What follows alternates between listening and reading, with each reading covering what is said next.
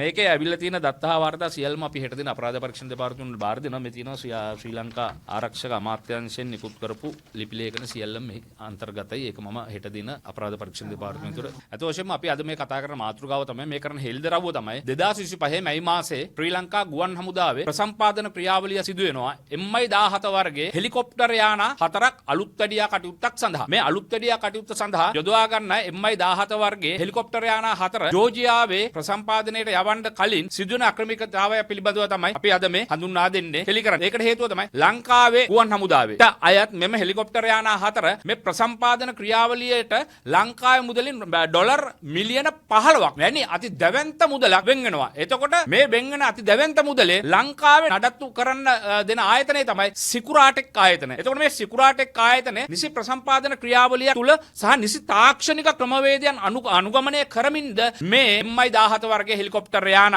නවීකරණ කටයුතු සඳහා ලබා දුන්නේද කියන ගැටලුව තියෙනවා. අපිට ලැබෙන තොරතුරු හා දත්ත වාර්තාත් එක්ක මොහොන් ජෝර්ජියාවේ සිවිල් ගුවන් සේවා අධිකාරියේ නිසි ප්‍රසම්පාදන ක්‍රියාවලියකින් තොරව නිසි අනුමැතියකින් තොරව තමයි මේ MI-17 වර්ගයේ ගුවන් යාන 4 නඩත්තු කටයුතු සඳහා ලබා දෙන්නේ. එතකොට මේ සිකුරාටෙක් ආයතනයේට මේ විදියට මේ අති දැවැන්ත මුදලකින් ඩොලර් මිලියන 15ක් වැනි මුදලක් වෙන් කරලා මේ MI-17 වර්ගයේ හෙලිකොප්ටර් යාන ටික නඩත්තු කරන්න දුන්නට මේක නිසි තාක්ෂණික ක්‍රියාපටිපාටිය යටතේ සිදු වුණාද කියන දැඩි ප්‍රශ්නාර්ථ ලකුණ අපිට තියෙනවා. ඒකට හේතුව තමයි මුදිත මාවත්තගේ නැමැති පුද්ගලයා ඉන්නවා මේ සිකුරාටෙක් ආයතනයේ. එතකොට ඔහු හිටපු අපිට ලැබෙන දත්තා වාර්තාත් එක්ක මොහු හිටපු ගුවන් හමුදා ඉහළ පෙළේ හිටපු නිලධාරියෙක්. එතකොට මොහුගේ හිතවත්කම් යාළුකම් වලට ගජුමිතුරු හවුල් වලට මේ සිකුරාටෙක් ආයතනයට මේ මිලියන 15ක මුදලක් වෙන් කරලා මේ MI-17 වර්ගයේ හෙලිකොප්ටර් යාන ටික නඩත්තු කරන්න අලුත් වැඩියා කරන්න දුන්නාද කියන ප්‍රබල ගැටලුව ඇති වෙනවා. මොකද අපි ළඟ තියෙනවා ආරක්ෂක අමාත්‍යාංශයෙන් නිකුත් කරපු ලිපි ලේඛන. මේ සියලුම ලිපි ලේඛනත් එක්ක අපි ඉදිරියේදී අල්ලසෝ දූෂණ විමර්ශන කමිෂන් සභාවට අපරාධ පරීක්ෂණ දෙපාර්තමේන්තුවට වංචනික වත්කම්